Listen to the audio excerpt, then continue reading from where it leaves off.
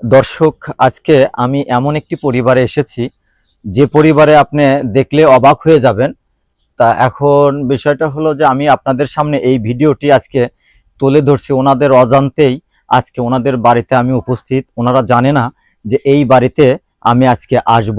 যাই হোক, ভিডিওটি না টেনে সম্পূর্ণ একটু দেখতে থাকুন।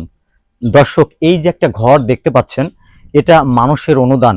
কেউ একটা টিন, কেউ দুইটা টিন, কেউ 10 টাকা, 5 টাকা, 20 টাকা এগুলো দিয়ে এই ঘরটা মেরামত করে দিয়েছে এমন একটি অসহায় প্রতিবন্ধী একটি পরিবারে, যা দেখলে আপনারা অবাক হয়ে যাবেন। আসুন আমরা আর একটু ভিডিও সামনের দিকে দেখি। ঘরে কেউ আছেন? ও আচ্ছা, ঠিক আছে, একটু বের হয়ে আসেন তো, এখানে একটু দাঁড়ান।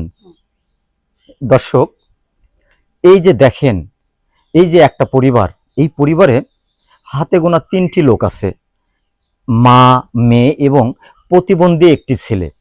আর এই যে ওনাদের সংসারটা কিভাবে চলে, যদি আপনাদের সামনে আমি সম্পূর্ণটা সুন্দর করে তুলে ধরি, তাহলে বিষয়টা আরো ক্লিয়ার বুঝতে পারবেন।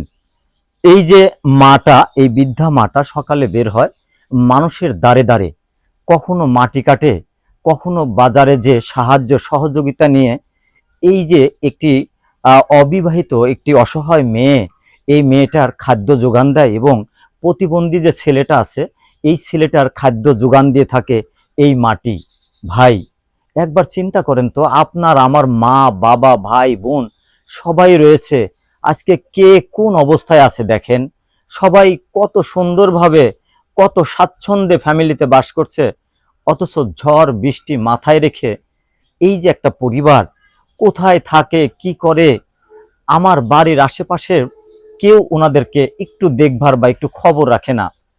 একবার চিন্তা করেন তো, যদি আল্লাহ আপনাদের এরকম একটা পজিশনে রাখতো, তাহলে ঠিক আপনাদের জীবনযাপনটা ঠিক এরকমই হতো। আসলে ওনারা খুব বেশি কিছু চায় না, একটু দুমুঠো দুবেলা খাবার চায়, এর বেশি কিছু না। অথচ এই যে একটু খাবারের জন্য দেখেন মানুষের দ্বারে দ্বারে যে হাত পেতে কিছু টাকা নিয়ে সেই টাকা দিয়ে দুমুঠো ভাত প্রতিদিন যোগান দেয়।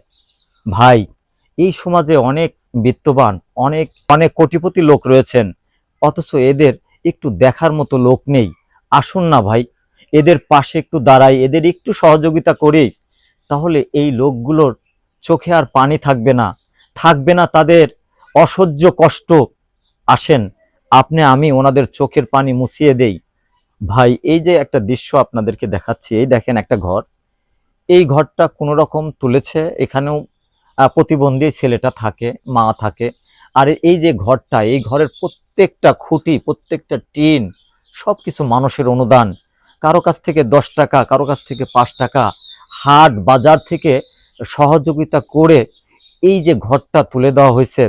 আজকে দেখেন, একবার যদি এই ফ্যামিলিটার খোঁজ নিয়ে দেখেন, কখনো খেয়ে যাচ্ছে, কখনো না খেয়ে যাচ্ছে, অথচ দেখেন এই অন্ধকার জগতে ওনারা নির্জনে নিরিবিলি চোখের পানি ফেলে যাচ্ছে। কে দেখবে ওনাদের চোখের পানি? কাঁদবেন না, আসলে কেঁদে কি হবে? এটাই দুনিয়ার নিয়ম।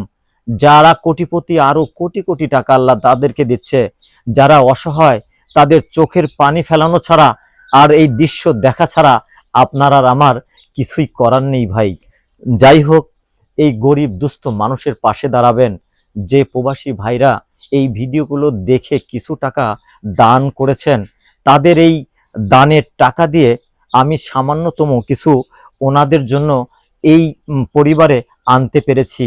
ভাই, আপনাদের কষ্টের টাকা, এই টাকাগুলো কত কষ্ট করে দিন রাত পরিশ্রম করে আপনার ছেলে মেয়ে সন্তান ফ্যামিলির জন্য পরিশ্রম করে এই টাকাগুলো ইনকাম করছেন, সেই টাকা থেকে কিছু অংশ গরিব অসহায় মানুষের দান করে যাচ্ছেন।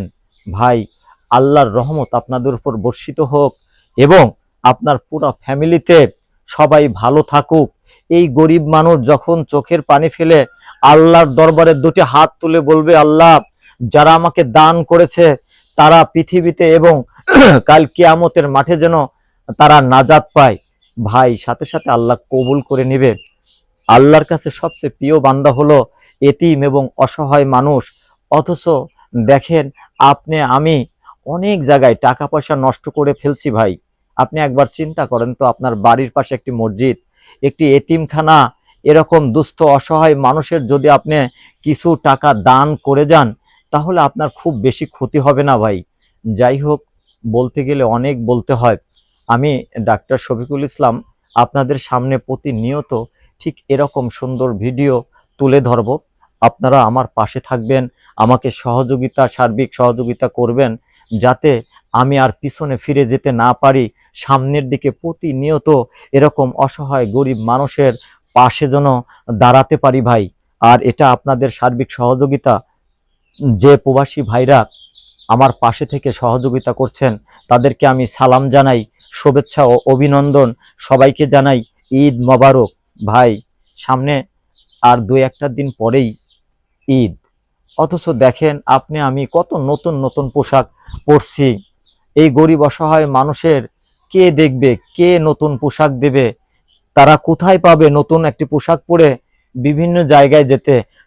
এই ফ্যামিলিতে আসলে কর্মজীবী কোনো ছেলে নেই, অথচ এই যে মাটি সকাল থেকে সন্ধ্যা পর্যন্ত যখন বিভিন্ন দ্বারে দ্বারে সাহায্য সহযোগিতা এনে এদের মুখে দুবেলা দুমুঠো অন্ন যোগান দেয়, দেখেন এই মাটা যদি আজকে অসুস্থ হয়ে পড়ে থাকে, কে দেখবে ওনাকে, কে চালাবে এই ফ্যামিলিটা? আমি তো অনেক স্বাচ্ছন্দ্যে সুন্দরভাবে এই পৃথিবীতে বসবাস করছি। যাই হোক ভাই, ভিডিওটি বাড়াবো না। আপনারা যে যেখানে যে অবস্থায় আছেন, এই গরিব অসহায় মানুষের সার্বিক সহযোগিতা করবেন। আর আমি ওনাদের সাথে একটু কথা বলবো। আসসালামু আলাইকুম। আসসালামু আপনি ভালো আছেন? আছি। তা আপনি কাঁদছেন কেন? কাঁদছি মনে একটা দুঃখ। না না, দুঃখ নিয়ে কাঁদতে হবে না, এটা নিয়ম দুনিয়াতে, এটা নিয়ম।